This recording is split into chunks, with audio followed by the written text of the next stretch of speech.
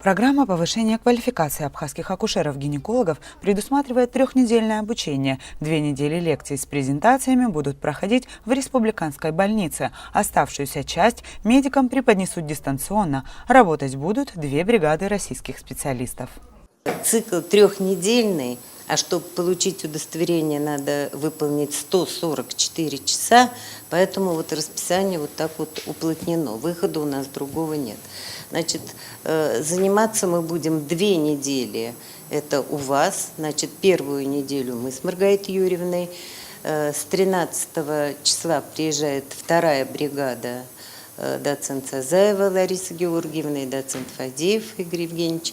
Они осветят гинекологические вопросы в основном. У нас акушерские, та бригада будет в основном гинекологии. И 3-я неделя – это дистанционное обучение. То есть мы будем читать лекции из стен нашей академии, а она здесь, да, будет транслироваться именно в этой аудитории, значит, будет трансляция этих лекций.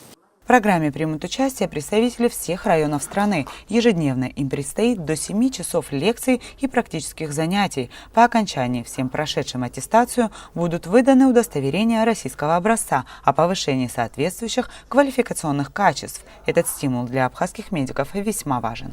Курсы повышения квалификации – это вообще необходимость для каждого доктора. Ну, если говорить о нашем учреждении, то наши доктора действительно по-настоящему постоянно проходят курсы повышения квалификации. В Москве, в Воронеже, казанские курсы у нас были.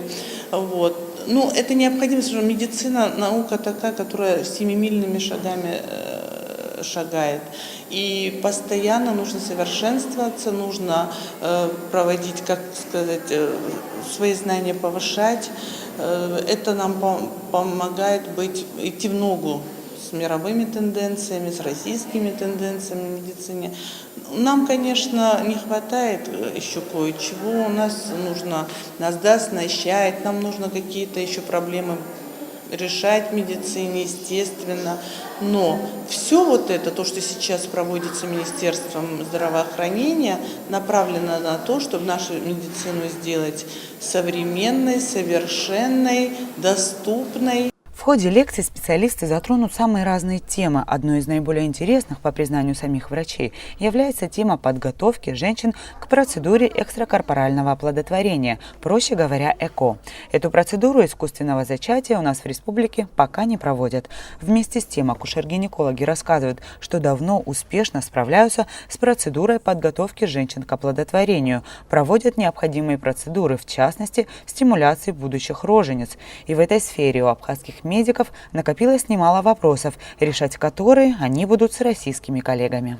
Я хочу пожелать нам всем плодотворного сотрудничества и пожелать нам всем успехов на пути непрерывного совершенствования своих профессиональных компетенций в интересах, в конечном итоге, нашей целевой аудитории, то бишь женщин различных возрастных периодов. На смену одним врачам приедут другие. Таким образом, специалистам удастся охватить наиболее широкий спектр проблем и новшеств акушерского и гинекологического дела. Илана Казамбаса, Срыква Гухава, Абаза ТВ.